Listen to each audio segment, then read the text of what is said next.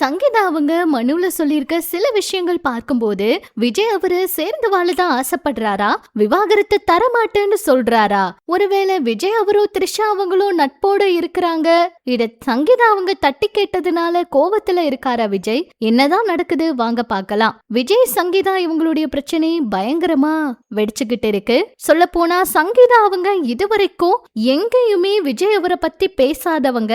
காவல் நிலையத்துல விஜய் அவருக்கு எதிரா மனு கொடுக்கிற அளவுக்கு பிரச்சனை, அதாவது புகார் கொடுக்கிற அளவுக்கு இந்த பிரச்சனை வெடிச்சிருக்குன்னா என்ன காரணம் அப்படின்னு பெரிய கேள்வி இருக்கு. சங்கீதா அவங்க த்ரிஷா அவங்க கூட விஜய் அவர் சேர்ந்து வெளியிடங்களுக்கு போறதும் அவங்க புகைப்படங்களை பதிவிடுறதும் தான் காரணம் அப்படிங்கறத மறைமுகமா சொன்னதை தொடர்ந்து விஜய் அவரும் த்ரிஷா அவங்களும் சமீபத்துல ஒரு திருமணத்துல கலந்துக்கிட்டாங்க.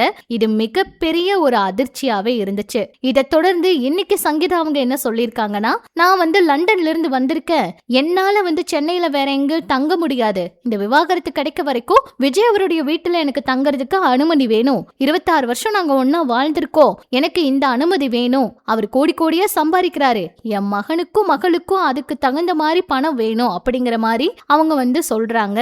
நியாயமா இந்த விஷயத்த பேசுறாங்க.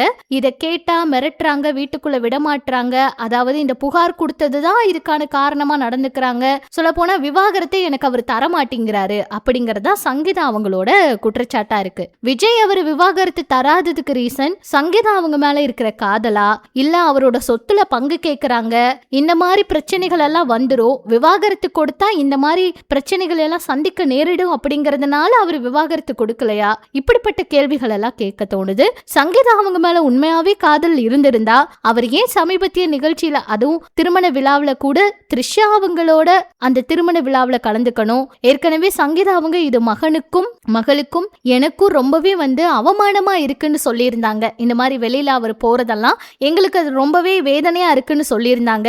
அதையும் மீறி விஜய் அவர் இப்படி செஞ்சது எல்லாருக்குமே அதிர்ச்சியை தான் கொடுத்துச்சு.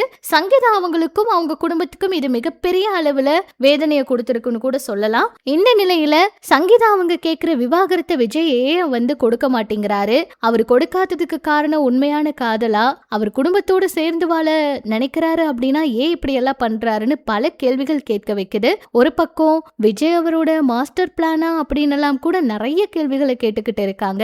எது எப்படியோ சங்கீதா அவங்க வெளியே விஜய் அவரை பத்தி பேச ஆரம்பிச்சிட்டாங்க.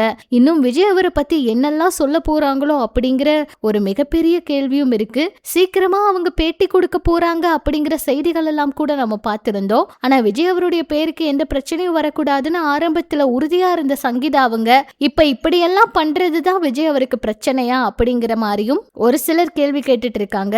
எது எப்படியோ இதுக்கு விஜய் அவரே ஏதாவது பதில் கொடுத்தாதான் தெரிய வரும். சீக்கிரமா சங்கீதா அவங்களோட பேட்டியை நாம சமூக வலைதளங்கள்ல பார்க்க முடியும். ஒரு பிரபலமான சேனல்ல அவங்க பேட்டி கொடுத்திருக்கிறதா சொல்றாங்க. கிட்டத்தட்ட 2 மணி நேரம் பேட்டி கொடுத்திருக்காங்களாம். அதுல விஜய் அவரை பத்தி அத்தனை விஷயங்கள் சங்கீதா அவங்க சொல்லி இருக்கிறதாகவும் தகவல் வெளியாகி இருக்கு.